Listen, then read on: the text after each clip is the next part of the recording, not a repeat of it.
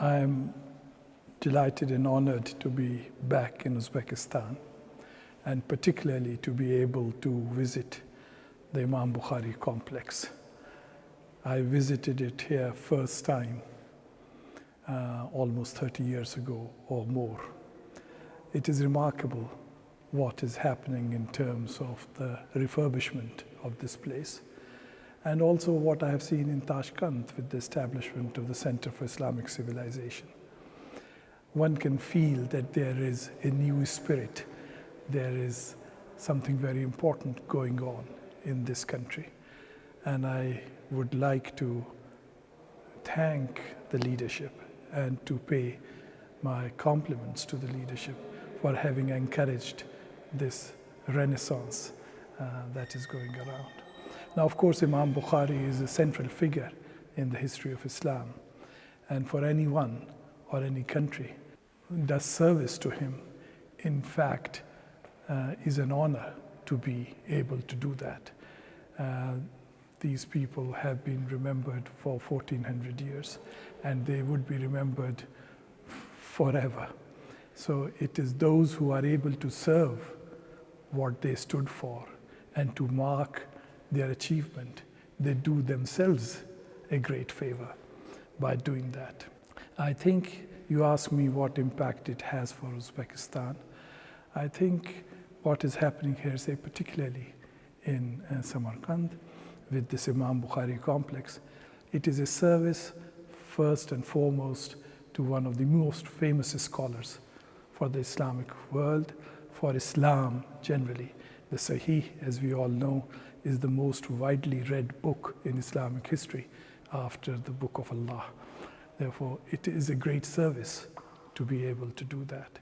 For the people of Samarkand, this is a reminder that, Imam Buxoriy, the simple, humble scholar, is remembered far more than any of the sultans or any of the political leaders that would have been or might come in the future. But I think it provides an opportunity for the young generation to be reminded of what their forefathers did. And those role models are absolutely important in today's world. For the young people to have their understanding of Islam based on authentic sources is the best way forward. That is the best protection against any deviation from the true teachings of Islam.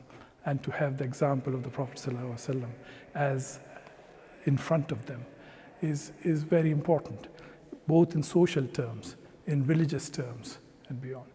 But I think for the country as a whole, it's a reminder that what has happened historically in these great cities of the Islamic world were not restricted only for Uzbekistan. They were important contributions for the region and indeed for the wider world. So I come from England, but whether you are in Britain or you are in Germany or you are in France or you are in the United States or in Africa or in Southeast Asia, anywhere, Imam Buxoriy is a name that is remembered all the time. And by doing that, you reinforce your cultural value of what this civilization, what this country stands for.